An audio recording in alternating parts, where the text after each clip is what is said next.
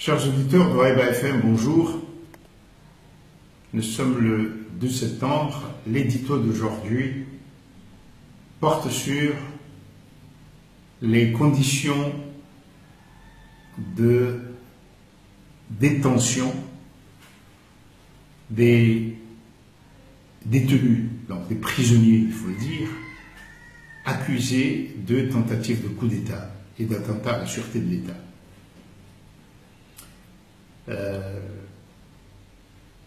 Nous avons lu depuis hier que les conditions de détention de Ahmed Saïd Turki, connu sous le nom de plume de Sast, un écrivain, et de l'avocat Bassam Saïd Ahmed, serait particulièrement difficile. Il serait enfermé dans des cellules très étroites, humides, pleines de bestioles, sans lumière, et serait privé de tout contact avec les autres détenus. Si cela est vrai, c'est inhumain, c'est une torture. Rappelons que ces détenus sont des détenus, c'est-à-dire qu'ils n'ont pas encore été condamnés. La preuve de leur méfait n'a pas été confirmée par des juges, par le tribunal. Donc, jusqu'à maintenant, ils sont présumés innocents. Mais même s'ils avaient été condamnés, et quelle que soit la gravité du délit ou du crime, un prisonnier doit être traité humainement comme tous les autres prisonniers.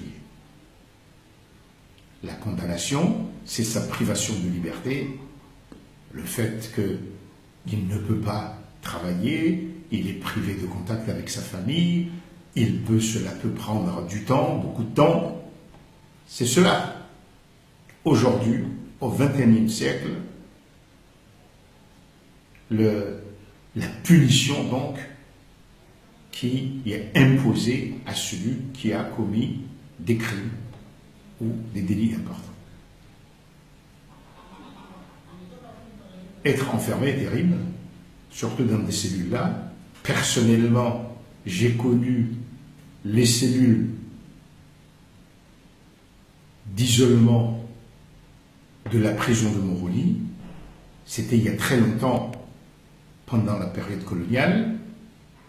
C'était dur, mais à l'époque, j'étais très jeune.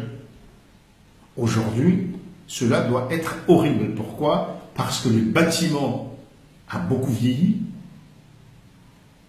Il doit être encore beaucoup plus humide. Il doit y avoir beaucoup plus de saleté, de bestioles. Et donc, c'est une vraie torture si ce qu'on nous dit est confirmé. Nous ne devons pas rester indifférents. Exiger des conditions humaines aux détenus, aux prisonniers, ce n'est pas sympathiser politiquement avec celui-ci ou celui-là. C'est simplement défendre l'humanité. C'est aussi penser que ce qui arrive à celui-ci, à un tel aujourd'hui, peut arriver à celui qui lui fait subir ça demain, ou à l'un des nôtres, à soi-même.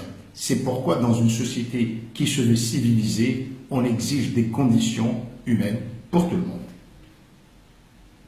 J'appelle donc aux organisations des droits de l'homme, aux organisations qui s'occupent des prisonniers. Je sais qu'il y en a d'une ou deux qui ont un travail très difficile, et ce n'est pas parce qu'il y a des gens connus aujourd'hui, mais ils le font pour les prisonniers.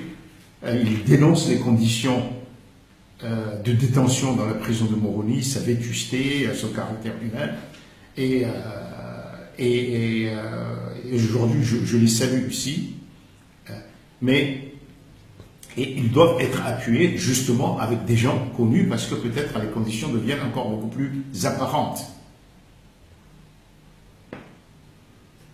Il faut exiger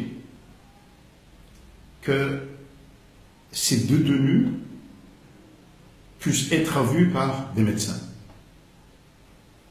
leurs avocats, peut-être des membres de leur famille. Je ne reviens pas, il ne m'appartient pas aujourd'hui de revenir sur le coup d'État aujourd'hui, vrai ou faux. J'ai eu l'occasion de m'interroger sur les bizarreries de cette affaire.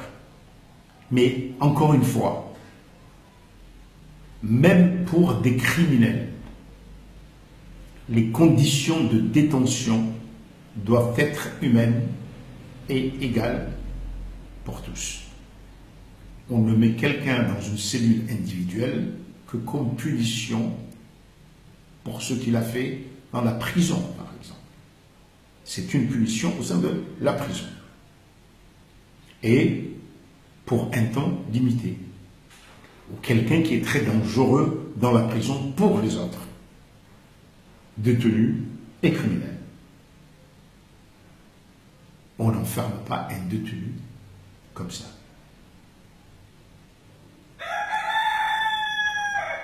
À demain.